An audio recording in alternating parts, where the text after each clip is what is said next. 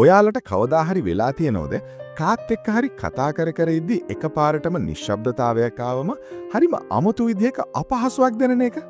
එහෙමත් නැත්නම් කවුරු හරි ඔයාට අපහසයක් කරද්දි හෝ ප්‍රශ්නයක් ඇති කරද්දි ඒකට උත්තර දෙන්න ගිහින් වැඩේ තවත් නරක අතට හැරුණු අවස්ථා තියෙනවද? ඇත්තටම මේ නිශ්ශබ්දව ඉන්න එක ඇතුලේ ලොකු මනෝවිද්‍යාත්මක බලයක් තියෙනවා කියලා ඔයාලා දන්නවද? අද අපි කතා කරමු කොහොමද මේ සයිලන්ස් එක පාවිච්චි කරලා අපේ ජීවිතේ සෝෂල් ඩ්‍රාමා පාලනය කරන්න කියලා. නිශ්ශබ්දතාවයට මිනිස්සු බයයි. ඇත්තටම ඇයි අපි මේ සයිලන්ස් එකට මෙච්චර බය? මොකද කවුරු හරි නිශ්ශබ්දව ඉන්නකොට අපේ හිතේ තියෙන බයවල් එළියට එනවා. අපි හිතන්න ගන්නවා එයා මං ගැන නරක දෙයක් හිතනවා ඇතිද? මං කිව්වද වැරදිද කියලා. අපිට මේ වගේ හිස්තැනක් දැනුනම මිනිස්සු විදිහට අපි පුරුදු වෙලා ඉන්නේ ඒ හිස්තැන මොකක් හරි වචන සෙට් එකකින් පුරවන්න. ගොඩක් වෙලාවට අපි ඒ හිස්තැන පුරවන්න ගිහින් තමයි අනවශ්‍ය දේවල් කියවලා රහස් එලි කරලා ප්‍රශ්න ඇති කරගන්නේ. හැබැයි ඔයාට පුළුවන් නම් ඒ නිශ්ශබ්දතාවය ඇතුලේ සංසුන්ව ඉන්න. එතකොට ඔයාට පුළුවන් අනිත් අයව පාලනය කරන්න. ඊගෝ එක සහ සෝෂල් ඩ්‍රාමා. අපි හැමෝම ඇතුලේ ඊගෝ එකක් තියෙනවා. අපිට ඕන අනිත් අයගෙන් පිළිගැනීමක් සහ අවධානයක් ගන්න.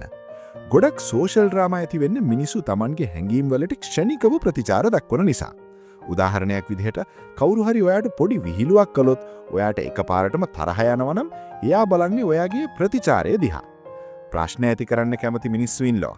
ඒ අය ඔයාව ඩ්‍රාමා එකකට ඇදලා ගන්න බලන්නේ ඔයාගේ හැඟීම් එක්ක සෙල්ලම් කරලා. ඔයා ඒ හැඟීම් වලට වහලෙක් වුණොත් ඔයාත් ඒ ඩ්‍රාමා එකේම කොටසක් වෙනවා. ප්‍රායෝගික උදාහරණ. අපි මේක ප්‍රායෝගිකව බලමු. හිතන්න ඔයාගේ ඔෆිස් එකේ හරි යාළුවෝ අතරේ හරි කවුරු හරි ඔයාට පොඩි කිණ්ඩියක් ගැම්ම කිල්ලා. සාමාන්‍යයෙන් අපි කරන්නේ එතනම රණ්ඩු වෙන එක හරි නැත්නම් මේකට හේතු කියන්නේ අනේක. හැබැයි ඒ වෙනුවට ඔයා තත්පර 5ක් විතර කිසිම දෙයක් නොකිය සංසුන්ව එලාගේ ඇස් දිහා විතරක් බලාගෙන හිටියොත් මොකද වෙන්නේ? අර ප්‍රශ්නේ පටන් ගත්ත කෙනාට මාර අපහසුයක් දැනෙන්න ගන්නවා. එයා Taman කරපු දේ ගැන ලැජ්ජ වෙන්න හරි නැත්නම් ඒක වහගන්න තව දේවල් කියවන්න හරි ගන්නවා. එතකොට ප්‍රශ්නේ පටන් ගත්ත කෙනා තමයි පාලනයෙන් තොර වෙන්නේ. ඔයා නෙමෙයි.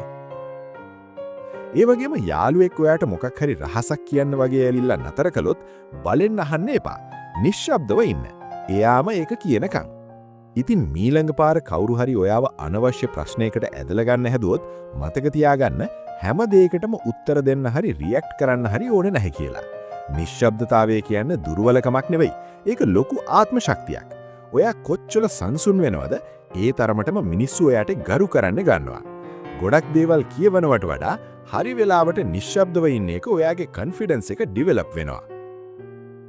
අද වීඩියෝ එකේ ඔයාලා අලුත් දෙයක් ඉගෙන ගත්ත කියලා මම හිතනවා. මේ වගේ මනෝවිද්‍යාත්මක රහස් සහ මිනිස් ස්වභාවය ගැන තවත් දැනගන්න කැමති නම් අපේ channel එක subscribe කරන්න අමතක කරන්න එපා. වීඩියෝ එකට like එකක් දාලා ඔයාගේ යාළුවෝ අතර share කරන්න. එහෙනම් තවත් මේ වගේම වීඩියෝ එකකින් ඉක්මනින්ම හමු වෙමු.